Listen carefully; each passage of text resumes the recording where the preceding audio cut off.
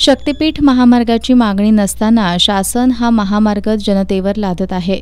निव्वळ कॉर्पोरेट क्षेत्राला मोठं करण्याचा सरकारचा हेतू आहे। त्याचबरोबर शासन स्मार्ट प्रीपेड वीज मीटर मोफत म्हणून फसवी जाहिरात करतंय असा आरोप श्रमिक महासंघानं केलाय।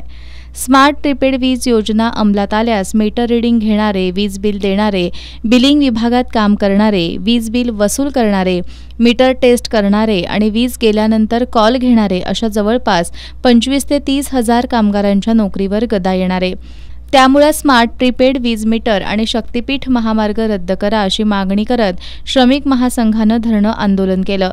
या आंदोलनात महाराष्ट्र राज्य सर्व श्रमिक संघाचे अध्यक्ष कॉम्रेड अतुल दिघे, प्रकाश कांबळे, प्रकाश जाधव, सुरेश पाटील, दिलीप लोखंडे, बाळकृष्ण कराळे, स्वप्नील पाटील, संदीप केर्ले यांच्यासह अन्य पदाधिकारी सहभागी झाले होते।